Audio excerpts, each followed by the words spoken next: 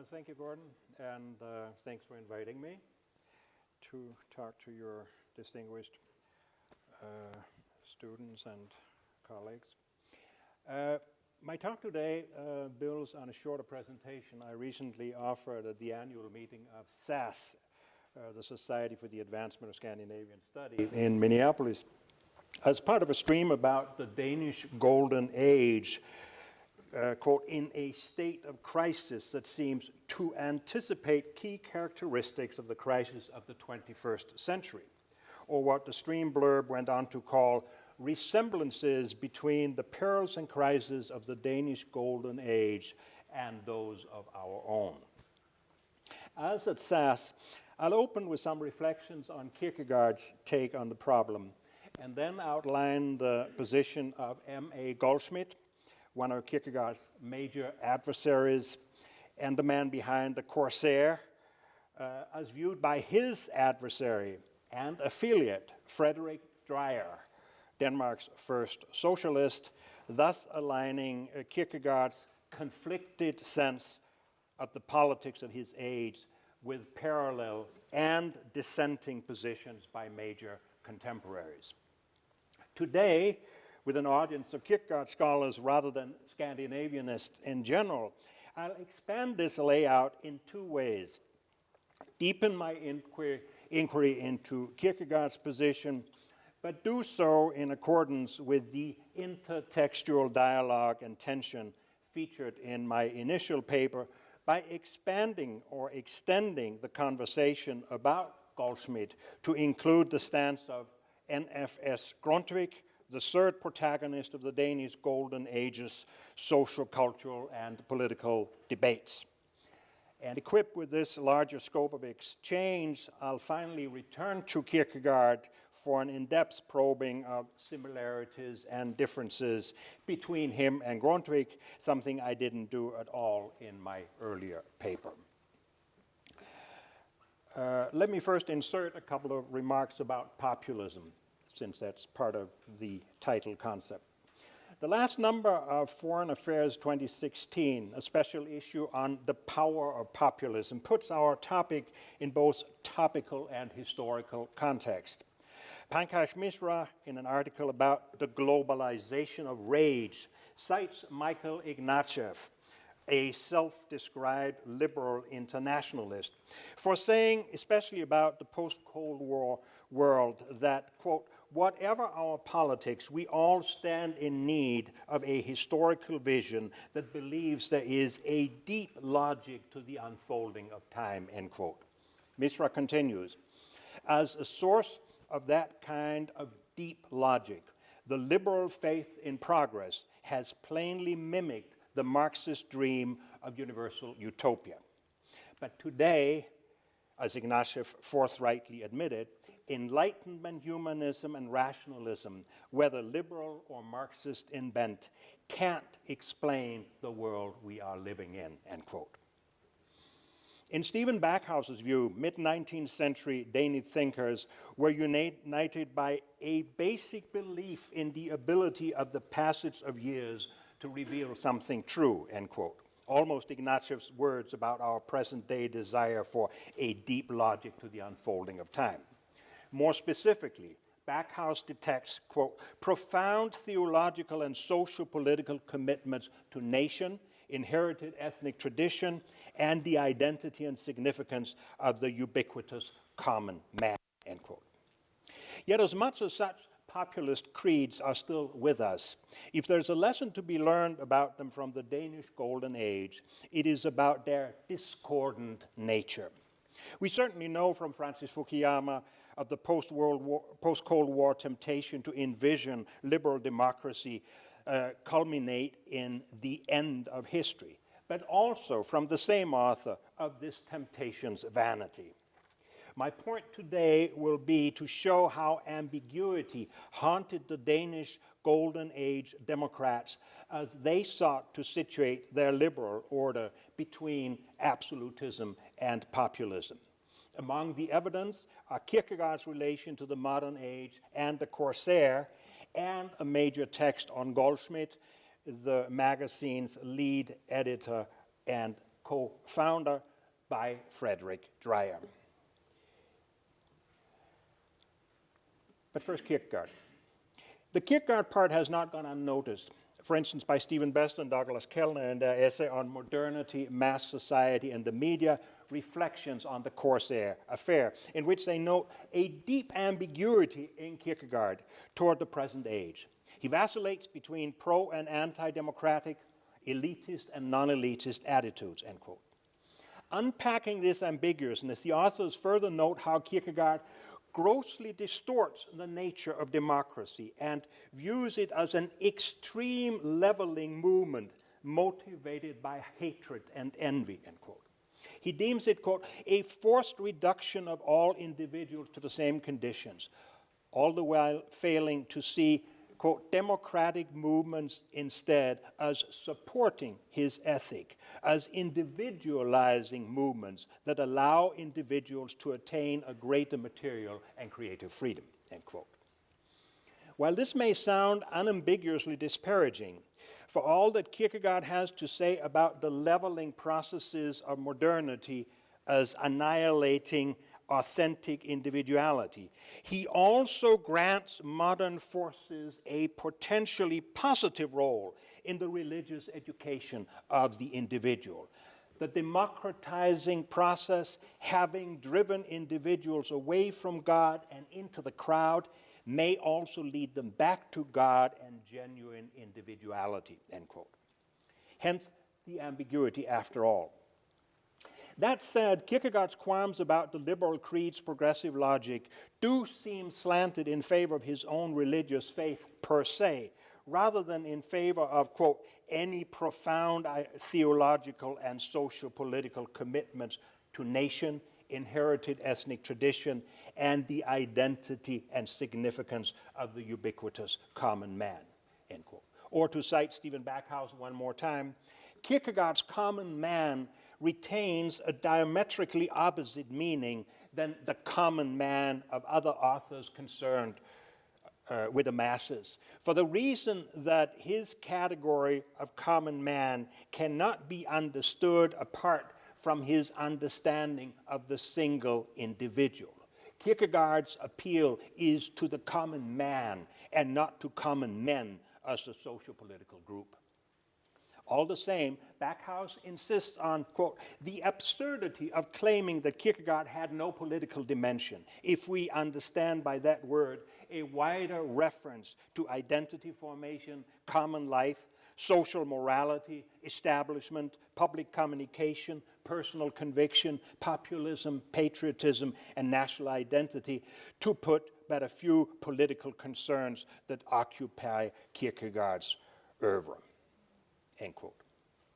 Even contemporary critics, says Backhouse, recognize that the existential is the political in Kierkegaard, as in anybody's case. And so there are indeed indications of modern liberal democracy's crisis in his work. Only by later standards does the ambiguity that marks the presence of this crisis appear existential rather than political. That distinction was to be gradually altered in direction of today's political lingo by Kierkegaard's Jewish nemesis, the younger Goldschmidt, especially as he was portrayed by Frederick Dreyer, 25-year-old medical student and socialist who had, quote, neither any interest nor any knowledge, end quote, of literary art, and whose M.A. Goldschmidt, et Literaturbilde, an image of literature, was published in 1852, just months before Dreyer's death. And here are the two of them. The volume highlights Goldschmidt's reckless fluctuation between the various movements of his age, a character of slippery ambiguities, a two-faced man or well-dressed turncoat. His persona shows in Dreyer's headlines as an atheist Christian ascetic, an absolutist Republican, a cosmopolitan nationalist, a socialist, Platonic, communist, and conservative state economist, and finally an aristodemocratic friend of landowners. Partisan polemics aside, Dreyer's laundry list of charges features his subject navigating the waters between Scylla and Charybdis, tilting toward cosmopolitan socialism when abroad, but toward aristocratic nationalism when at home, whether due to cowardice or cynicism. More broadly, however, Dreyer comes to reveal Goldschmidt's duplicities as tricky terms of survival for a public figure in an age when idealistic pretenses were proving increasingly unsustainable. At the center of Goldschmidt's dilemma stood Denmark's newborn democracy around 1848. Though a liberal institution, it remained beholden to the absolute kingdom that preceded it, and yet its template was slanted even beyond a parliamentary system of government and toward the kind of popular sovereignty that would later be known internationally as nationalist populism. Goldschmidt's deft maneuvering through these treacherous waters reads like an early edition of a playbook that has since seen numerous reprints, and which quite strikingly presages today's ill-fated attempts to counter populist excesses with technical political codes. The goal for him and others remained to preserve a liberal democracy that may have put its absolutist past behind, but only to be infected by a populism as illiberal as the absolutism that made at least Goldschmidt's young socialist critic cringe. The trajectory between then and now is truly a learning curve. The conundrums to be solved along this way are several. Dreyer exposes the tension between national and international, centered on the Danish-German question of the Schleswig-Holstein border region and its territorial status, and between art and journalism in Goldschmidt's public life, to which must be added Goldschmidt's brand of the Christian-Jewish divide and the strains between Kierkegaard and him, and between him and Dreyer. Taken together, they make Goldschmidt a burning glass for a range of social-cultural impulses, especially their intertextual refraction in Frederick Dreyer's socialist lens makes these tensions reach beyond the perimeter of the Danish Golden Age. Let me briefly address each one of them as worded in the headlines of Dreyer's book that I just enumerated. Granted, one aspect of Goldschmidt's spiritual elasticity or speculative impartiality is what Dreyer deems literary industrialism, a nimble style that suggests tolerance and openness, but ultimately converts any attitude into a figment of risk-free fairness. Words are seductive, though, and soon our declared atheist turns a Christian absolutist as effortlessly as his democratic advocacy for workers and socialism starts appealing to refined nobility. A progressive Republican, he also plays a reactionary absolutist and boasts a national and cosmopolitan figure in each of these disguises, of which deeper duplicities is this verbal jugglery symptomatic, one wonders. As for the first of these headlines, Mr. Goldschmidt as an aesthetic Christian aesthetic, atheistic Christian aesthetic. His German connections were both irreligious and anti-Christian. But when his new journal, Nord-Syd, North and South, required a beautiful Christian style, he boldly, according to Dreyer, asserted that freedom came into being with Christianity, a fantasy, but not unlike Goldschmidt's praise of romanticism, classicism, anti-romanticism, the natural sciences. Philosophical nonsense, or the words of a great Republican socialist legitimist diplomat, but one who is even greater as aesthetic and poet, says Dreyer. Like his other set phrases, Goldschmidt's praise of romanticism was transient and lasted only until truth about the thing itself takes its place. Likewise, his pandering to Christianity ends as soon as his German sources augur religiosity's demise. The next one, an absolutist Republican, brings us closer to the political dilemmas facing our protagonist and liberal Democrats to this day. Tellingly, Goldsmith, the Republican, sides with the Danish absolutists against their liberal opponents, even omitting criticism of the royal power's restriction of free speech, including Goldsmith's own, and other forms of freedom too. As in the religious domain, his actions in politics pretend to be more principled than rhetorical, but in truth they are two-faced, internationally radical, nationally traditional. Downright blasé is his scorn of the impotent Danish Democrats, and in vague and general terms he demands the opposition bring freedom to people and government alike. His ideal of a free state is Christian Germanic and within reach with a Friedrich Wilhelm IV or Louis Philippe at the reign. Didn't already the biblical God claim that his people formed a republic? And as no king is happier than his people, such egalitarian happiness is precisely the gift freedom bestows upon people, end quote. Goldsmith's role model for free men are the Swiss, and the opponents incarnate are the Jesuits. Dreyer, however, calls this scenario a mere projection of Danish conflicts onto an international canvas that allows the projector to submit to the reaction of the king, Christian VIII, while blaming the Danes in general for the slowness of their freedom movement. But is a people's freedom so simply beholden to reform-friendly royalty, or even worse, to a constitutional piece of paper worth less than a regent's goodwill? That Goldsmith accepts constitutional freedoms only if they are wrapped in the mystery of royal power marks a crucial roundabout way to his goal and a bulwark against his basic fear, which is populism, or unfiltered popular sovereignty. Securing the people's will against its own excesses requires control by the higher power of a hereditary king who is expected to break with the aristocracy to guide his democracy. So this Goldsmith distrusts the self-sufficiency of a democratic constitution and considers a kingdom with republican institutions indispensable, even morally, for democracy's future.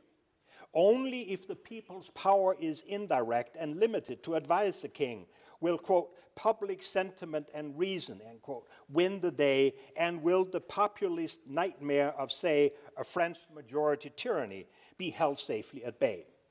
Frederick Dreyer deems Goldsmith's notion of liberal democracy uncomfortably caught between the rock of absolutism and the hard place of populism, like a deadly dilemma only to be escaped between the horns. Says Dreyer, the people, to Goldsmith's mind, was during absolutism's overbearing bureaucracy, its shameless abuses in general. The people was itself honest, while now under democracy, it's being corrupted by various election intrigues, end quote. Next, Mr. Goldsmith, as cosmopolitan nationalist, shows a different variant of the same ambiguity. First, Dreyer portrays Goldsmith as a kindred spirit, advocating rational, scientifically based expansion of provincial and national horizons in the manner of universal democracy, and opposing the nationalist and absolutist German and Danish parties fighting, eventually warring, over the border region of Schleswig. As Jewish history shows, true national sentiments are grounded in universal rationality, but Goldsmith finds even Christian rationality underpinned by universal freedom, notes a skeptical Dreyer, and at least to a degree.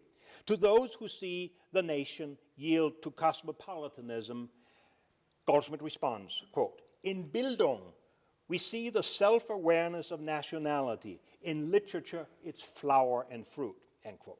He even criticizes liberals for their absolutist attitude to the Schleswig border question, despite his own streaks of a super-liberal who secretly shares their position. Nationality is Goldsmith's political anathema, though he sides emotionally with the Danish nationals in Schleswig against the region's German nationals. So, to sum up, Democracy, to his mind, is a cure against political strife, not a forum for its unfolding. And so his cosmopolitan and emancipatory Swiss-oriented persona ends up a patriotic-minded spectator to a war between nationals.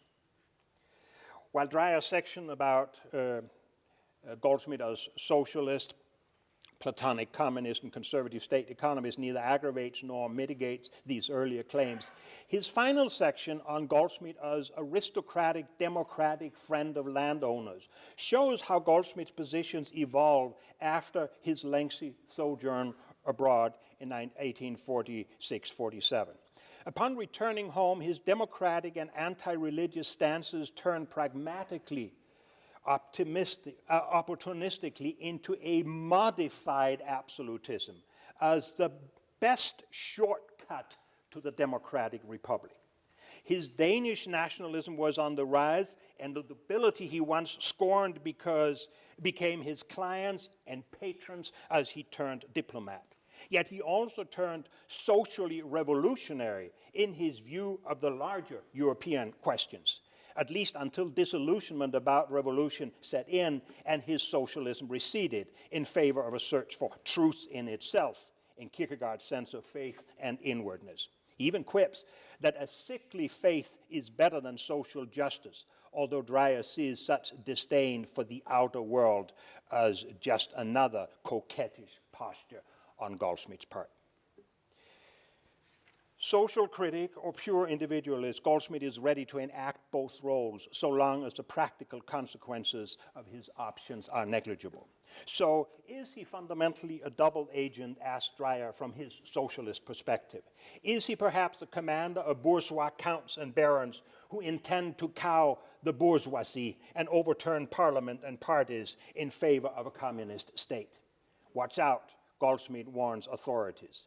His article, Exiles in England, after an important trip there, supposedly shows a self-serving author with democratic credentials but reactionary inclinations, malingering diplomatically as a savior of the homeland by furtively dealing with its spurious and up-and-coming rulers.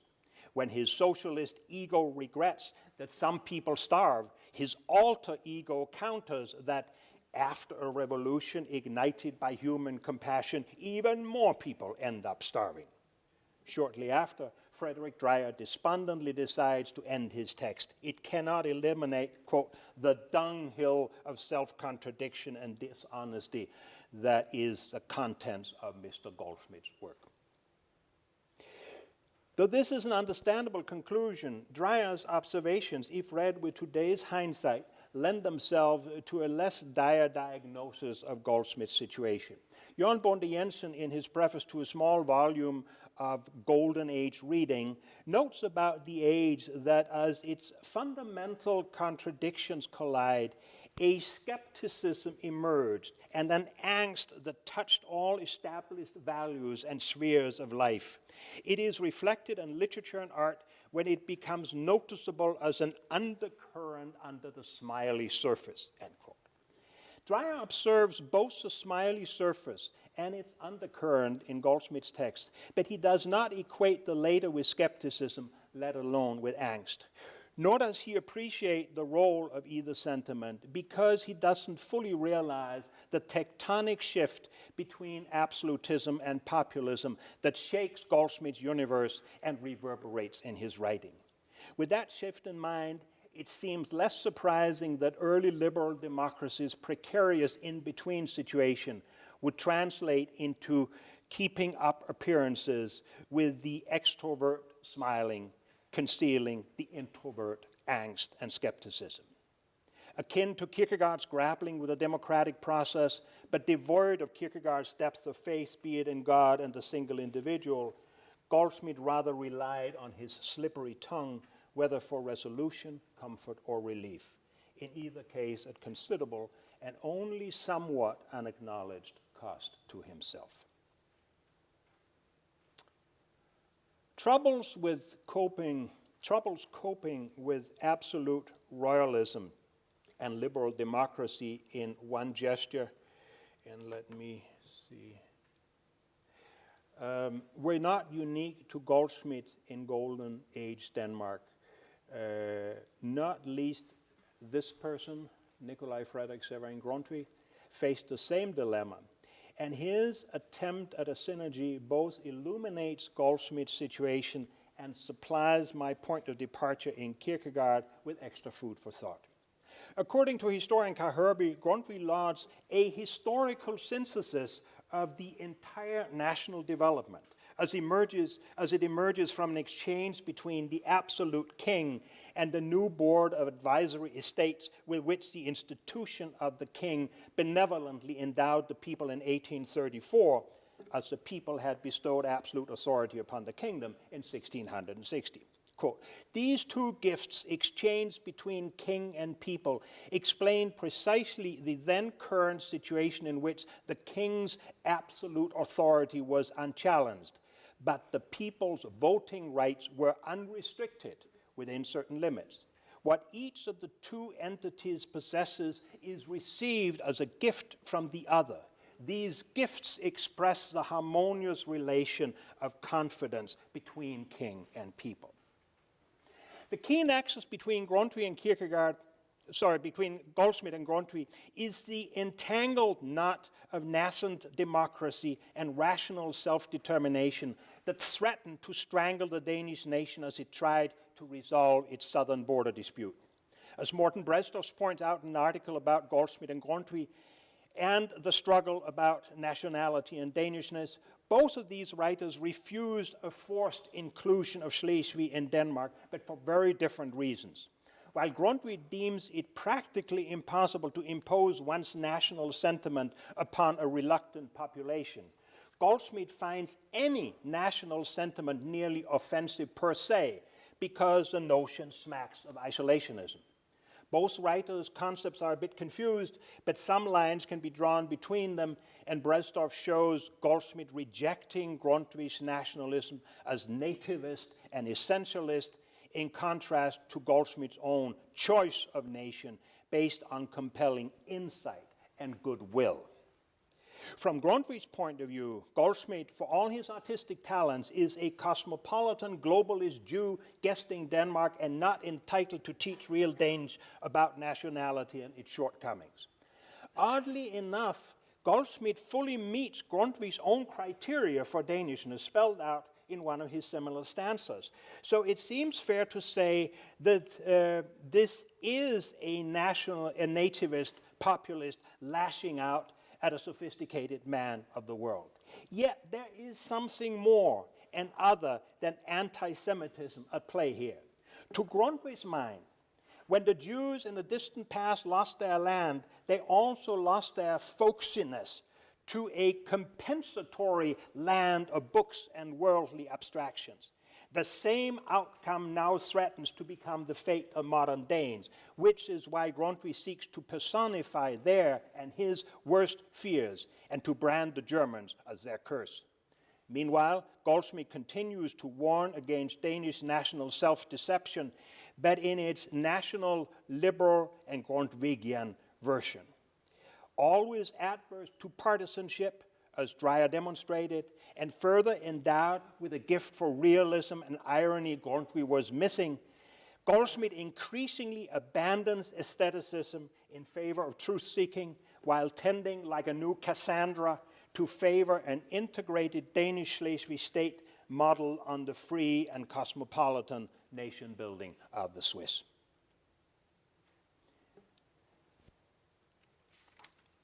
This suggests that Goldsmith, despite Dreyer's misgivings, was moving toward an authentic political outlook. Interestingly, the much earlier Corsair affair, to which Goldsmith and Kierkegaard were opposite parties, may have led Kierkegaard in a similar direction.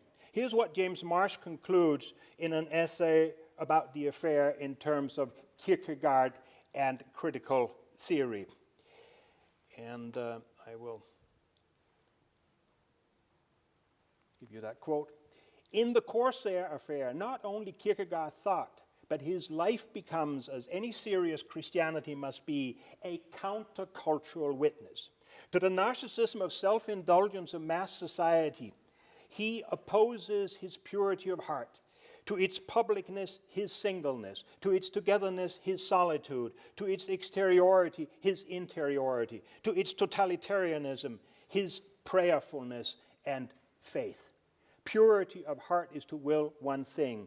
These qualities, so unserviceable to a functional society, become lived forms of resistance and critique. Yet even if Goldsmith and Kierkegaard may both clamor for authenticity in modern society, these are not birds of a feather flocking together. Goldsmith's stance remains less categorical and certainly less Christian. His calculated foot-dragging, for which Dreyer took him to task, never ceased completely, although ironically such tactical maneuvering left him as culturally isolated as Kierkegaard's deliberate bent for martyrdom left him. That said, his uncompromising Christian faith did not turn Kierkegaard's countercultural testimony as simple as one might think, which is precisely what his interplay with Grundtvigs case makes clear. Certainly, Kierkegaard did not become a Grundtvigian, and Emanuel Squaller is quite right in concluding his book about why not by stating that true Christianity, to Kierkegaard's mind, will constantly put man in a polemic and adversarial relation to the ways of the world. Still, this is but a partial truth about the relation between the two writers. Not only is the matter truly complicated, it cannot be considered settled. So before I enlist a few of many commentators it has attracted and some major controversies in its wake, let me preface the discussion with a sober account of Grundtvig and Grundtvigianism as a political factor delivered by Birgitte Thyssen in 1983. And I'll go back to the picture of Grundtvig here. As with Goldsmith, Grundtvig's political vocabulary is conflicted. His major allegiance is to de folkelige, strictly speaking untranslatable, but brushing on the popular, what is of the people, and connoting a mysterious, invisible spiritual power. At the same time, Grundtvig, like Goldsmith and Kierkegaard, abhorred populism in the sense of unfettered popular sovereignty in the affairs of the state. Not because Grundtvig held that freedom should be restricted in any way, quite to the contrary, but because he believed an uninformed citizenry, while fully entitled to freedom, would turn its value on its head. At the same time, he esteemed the potential of the people. So instead of replacing the absolute royal ruler with a new ruling class of national liberal academics, he believed in educating the people to become an informed citizenry, qualified to perform on liberal democracy stage. And you're probably familiar with the Danish folk schools as an example of that effort on his part. Thyssen says, after accounting for the freedom Grundtvig had witnessed during his visits to England, that, quote, for him the education and awakening of the people on the one hand and their political freedom on the other were two sides of the same coin. And later, a consequence of this spiritual and political liberation was that the state's grip on the church and the school would need to be loosened, end quote. On the latter point, to the extent Grundtvig can be taken on his word, Kierkegaard couldn't agree more. On the former point, he couldn't agree less. Yet it remains controversial how far removed disagreement and agreement are from one another here, and to what extent they are part and parcel of the same intellectual domain. Jørgen Kold Buchdahl tellingly concludes a perceptive review of P.G. Lindhardt's 1975 edition of Grundtvig's sermons from 1854 to 55, the year Kierkegaard attacked official Christendom, by saying that, quote, when Grundtvig finally responded to Kierkegaard's output, it was not merely with smiling certitude, it was also nervously accommodating, defiantly rejecting, but first and foremost honestly nuanced, end quote. As with the two-faced Goldsmith, Grundtvig was indeed having it both, or more than both ways, with respect to Kierkegaard. Let me try to show how and why with reference to some discussion of the matter. The German scholar Christa Kühnel, writing in 1988 about Grundtvig and Kierkegaard as the founders of modern social consciousness, shows Grundtvig forcefully demanding human freedom in terms of the higher Christian outlook that has endowed the new popular world's way of thinking and understanding Bildung and knowing, with the traits of universal humanity that was missing in the old worldview. This is the true and only basic perception of human life, end quote. She goes on to remind us that the mother tongue is the locus of Grundtvigs universality, the site where all and sunder meet in fulfillment, and where the living word grants the totality of common men in an authentic community.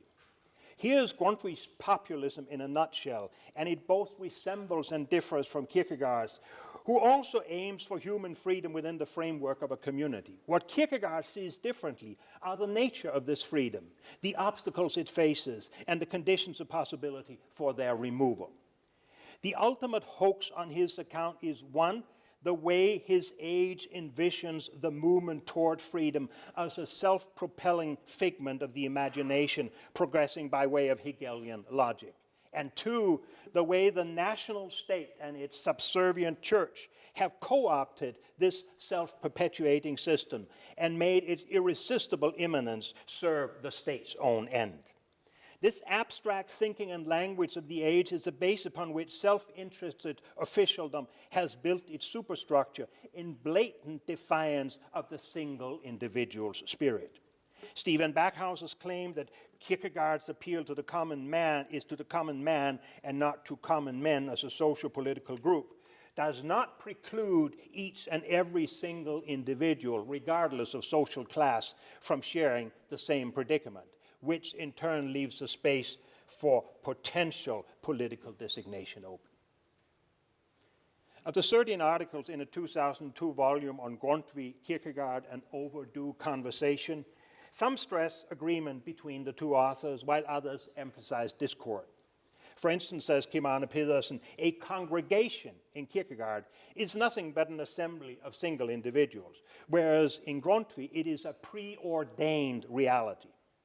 Peter Tulva, in like manner, argues that while Grundtvig believes in preaching the gospel to the living people, Kierkegaard only believes in preaching it to the single individual. And whereas the democratic goal of equality is at least shared to a degree by Grundtvig, Kierkegaard believed the only road to equality was religious. Hence, the alliance between church and state and church and king should be abolished. Finally, the political leader Sven Auken opines that while Grundtvig conceded the people was not yet ready to govern itself, Kierkegaard refused to believe such self-government would ever happen.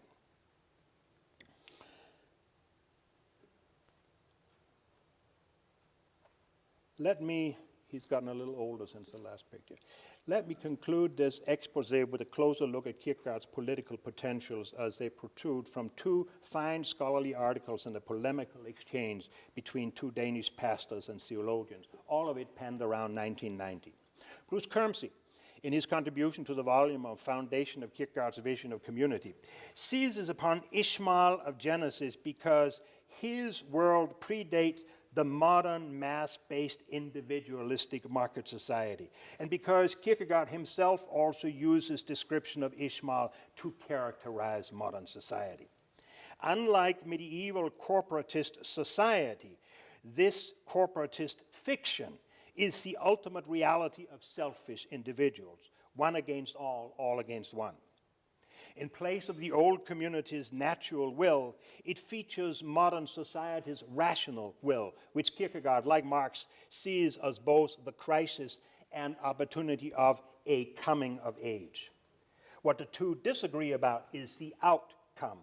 Unlike Marx, Kierkegaard does not envision some new and perfected set of political constellations or social relations, a new Gemeinschaft. Rather, we must accept the Gesellschaft for what it is worth and compel politics to be honest about its limitations. Politics must be limited to the daily world of practical utility, of approximations, and it must be prevented from making ultimate or transcendent claims. The seductions of a renewed Gemeinschaft are precisely what must be guarded against. If we are honest with ourselves, Kierkegaard argues, we will see that it is the individual relation to God that true ultimacy and transcendence are to be found. and it was Kierkegaard's self-appointed function to help keep us honest, end quote. Put differently, Kierkegaard notes, there is no immediate form of spiritual health, and so truth can only be won through despair and can be reached only by going through every negativity toward infinity. A path reflection which is corrupting in and of itself cannot facilitate. Truth can only be approached through inwardness, whereas politics turns outward toward the public. Keeping these spheres apart does justice to both, and while politics is not offensive to Kierkegaard, only its deification, it is the pitfall of the modern age and its flirt with popular sovereignty or with populism. For democracy to go untarnished, it must embrace its finitude and separate itself from religion all the more. And unlike Grundtvig, who for all his misgivings about the state-church connection eventually made a virtue of what he saw as its necessity, Kierkegaard deems the faintest sign of harmony between the two institutions dishonest. There is no Christianity worth its salt in Christendom, for the spiritual and societal dimension are irreconcilable. His message to liberal democracy is rather to take secularity seriously and leave the church alone, exactly what the new 1848 Constitution refused to do. We might call the result a falsely imagined community, while a truly free liberal state should practice what it preaches and keep its hands off the church. Kermsey offers quotes from Kierkegaard that add precision to this account and remind us that the individual is of spirit, not of politics, and stands before God, but neither before the state nor the public. By the same token, it is not the self-interested, market-oriented persona, and if you label its stance individualism, which Kermsey, unlike many others, opts to do, it must be specified as a neighbor-loving, universally human variant, and not the exclusive, self-interested societal caricature. Unlike Ishmael, it's the individual who is being is always becoming, and as such, we might add, the polar opposite of both the public and popular figure. The beginning of Italian scholar Michel Nicoletti's essay on politics and religion in Kierkegaard's thought rings quite familiar and includes several of Kierkegaard's counterpoints: the finite state and quantitative politics versus infinite Christianity and the single individual's religiosity, worldly religion and political efficacy and success versus anti-secular religiosity and authenticity. All the same, says Nicoletti, such a sharp division between politics and religion does not exhaust the relation between the two spheres for Kierkegaard, end quote. And as Kermsey pointed out, it's not politics per se that offends Kierkegaard, but the sacralization of politics and nation, politics masked as religion and human equality before any other entity than God. But while these excesses of modern democracy are quite straightforward, Kierkegaard offers a more challenging, quote, forecast about the final development of the political movement of his age. He foresaw that the absoluteness of politics would produce a dissolution of politics itself, just as the absoluteness of finitude was to cause dissolution of finitude itself. The illusion of a human, self-sufficient self-government which is concealed in modern politics will eventually show its contradictions. Those are rooted in modernity itself. As modern secularization goes overboard and transcends itself into a new religiosity, rather than refuting modernity in favor of the past at a time when the subject was not yet born and the sacred order was still the dominant one, Kierkegaard turns to the present, but in search of an answer, quote, that follows a logic that is different from the dominant one. In such a world where secular finitude and traditional religion are both proving inadequate, the single individual becomes both the only durable interlocutor and the inevitable locus of reform. Quote, only the single individual who lives in the world without confiding in it is able to govern the world at the decisive moment, end quote. Nicoletti goes on to highlight the role of suffering in the government of this reformed individual, referencing Socratic martyrdom as role model. And here's what she says: in this new reality, the individual has been liberated from the absolutist pretensions of the world, even as the world has been liberated from the human will to domination. However, the destruction of the absolute pretensions of the world, which is what religion does not mean the elimination of politics, but rather its purification. After this event, we can have politics back.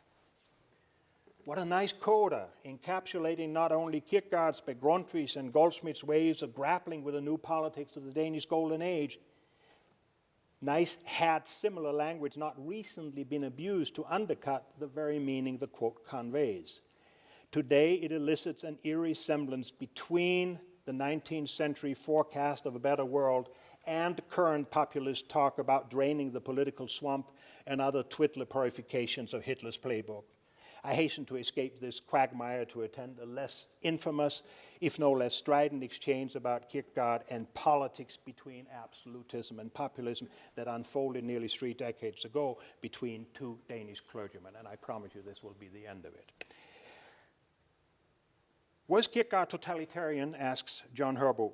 Judging from Søren's response to his Grundtvigian brother Peter's involvement around 1840 in a protracted controversy about baptism, Houe concludes, resting in the commander's responsibility, that is happiness, and the comfort of precisely the totalitarian state, where all responsibility and authority derives from the king, who is directly responsible to God. This is how Kierkegaard feels about the matter.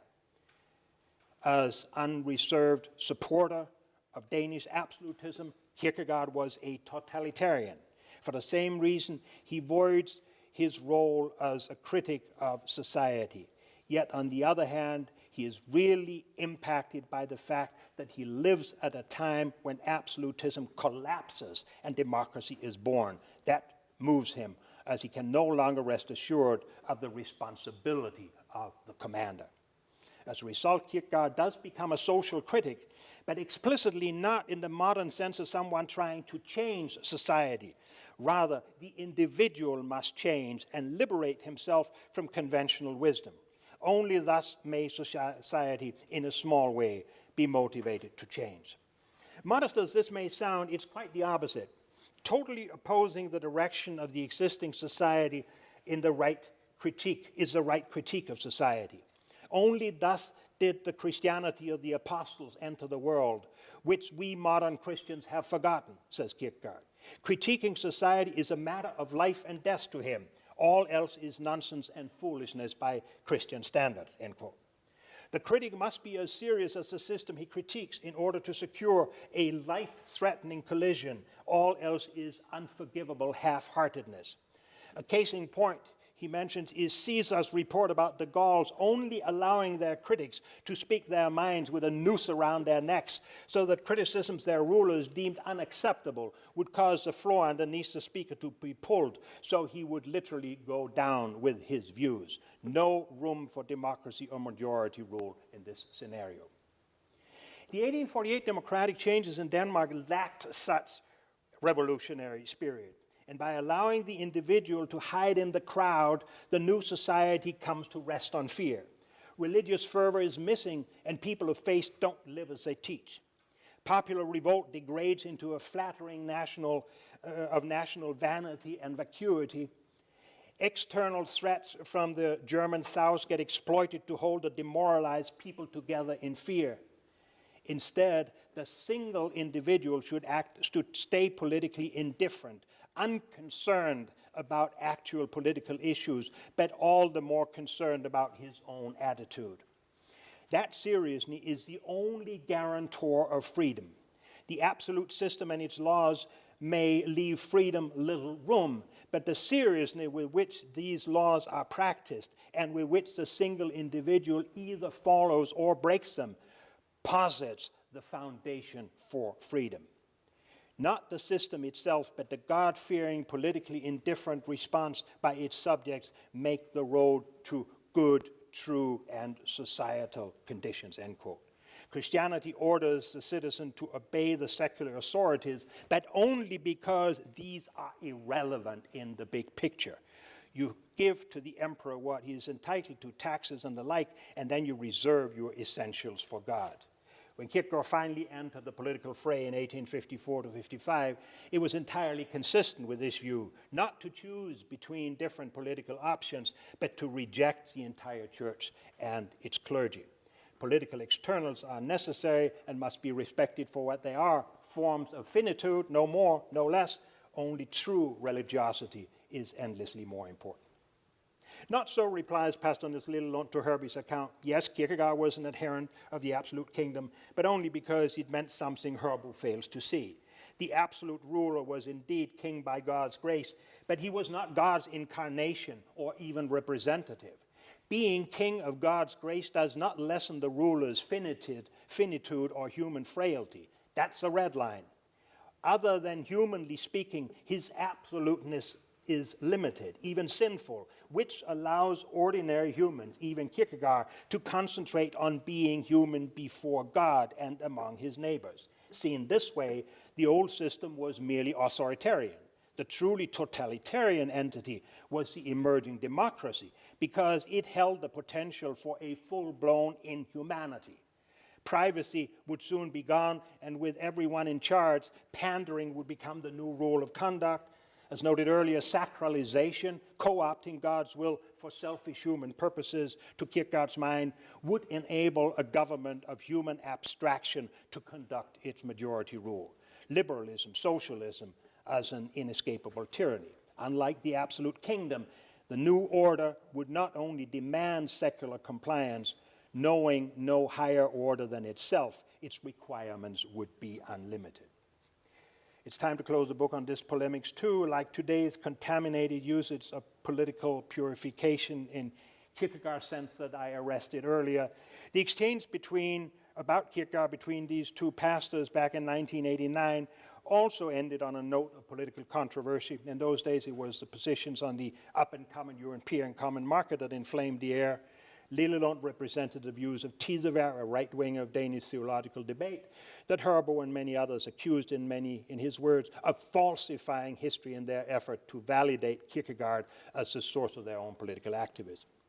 To his cohort, Herbie says in reply to this reply, Kierkegaard expressed in the revolutionary year of 1848, when Denmark's history was truly on the verge of collapse, that he, Kierkegaard, is completely uninterested in who governs Denmark, native-born or foreigners, so long as he knows who they are.